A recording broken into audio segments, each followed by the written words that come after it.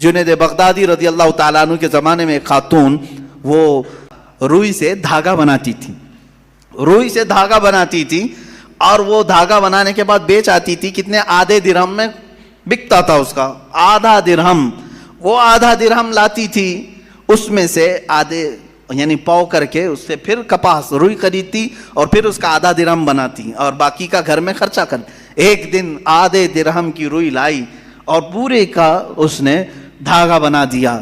دھاگا کچا ہوتا، سوکھنے کے لیے رکھی صحن میں، اندر کھانے کے بنانے کے انتظامات کر رہی تھی، ایک کوا آیا اور دھاگا اٹھا کے لے گیا۔ بیوہ عورت، اس کے سوا کچھ بھی نہیں تھا، آج کچھ بھی نہیں تھا اس کے پاس، بھوکی رہ گئی۔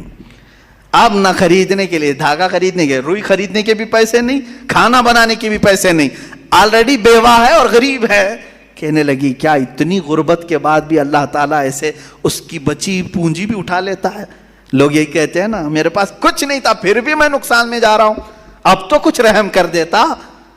ارے بھائی بڑے سیٹ آدمی کے 1 لاکھ روپے چلے گئے تو سمجھ میں آئے گا چلو ٹھیک ہے، باقی بچے ہوئے پھر کور کر لے گا۔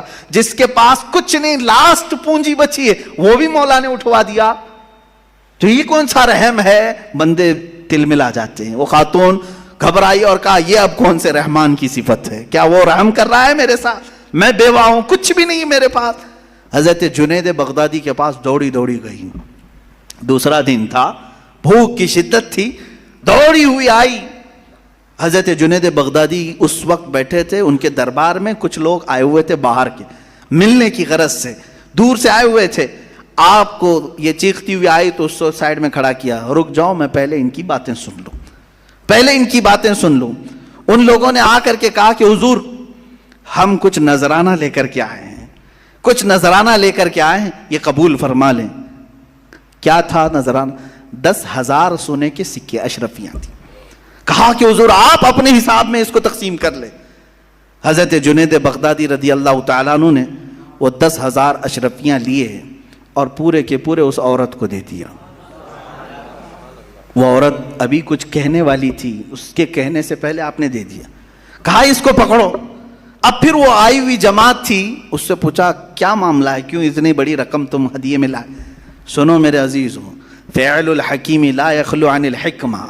وہ کہتے ہیں ہم سمندر کے سفر پر تھے، کشتی میں بیٹھے تھے، آ رہے تھے، اچانک ہماری کشتی پھٹ گئی، کشتی میں سوراخ آیا، پانی اندر آنے لگ گیا، تو جیسے یہ چمڑے کی کشتی تھی، پانی اندر آنے لگا تو ڈوبنے کے چانسز بڑھ گئے۔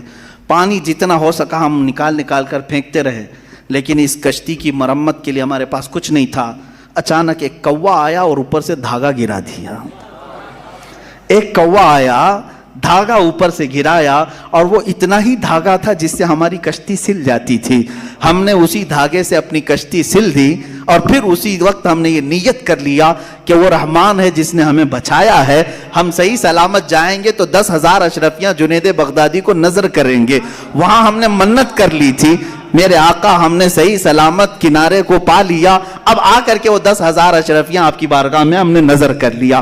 حضرت جنید بغدادی دلوں کے حالات سے باخبر تھے، اس خاتون کی طرف دیکھا اور پوچھا کیا تمہارے رب نے صحیح رحم کیا یا نہیں؟ تمہارے آدھے درہم کو کوے سے اٹھوا کر بدلے میں 10,000 اشرفیاں دیتا ہے، اسی کا نام رحمان ہے، وہ رحمان ہے۔ بندہ گھبراتا ہے، کہتا ہے ایسے کیسے ہوگا، میرے پاس کچھ بھی نہیں تھا پھر بھی اٹھا لیا۔ انتظار تو کرتا، شکر تو کرتا، یقیناً وہ مولا تجھے اس سے بہتر چیز لوٹاتا۔ یہاں تک کہ حدیثوں میں کسی کا بچہ بھی اگر انتقال کرتا ہے، مولا تعالیٰ فرشتوں سے پوچھتا ہے تم نے اس کے بچے کو لایا، کیا کہہ رہا تھا میرا بندہ میرے بارے میں؟ فرشتے کہتے ہیں مولا وہ تیرا شکر بجا لا رہا تھا، کہتا تھا انا للہ و انا الیہ راجعون۔ مولا فرماتا ہے لکھ دو اے فرشتوں، اس سے بہتر نسل اسے عطا کروں گا، اس سے بہتر اسے خوبصورتیاں جنت میں عطا کروں گا۔ وہ جب بہتر کرنے والا ہوتا ہے تب تمہیں آزمائش کے دور سے گزارتا ہے۔ یہ رحمان ہے، یہ اس کی صفت ہے۔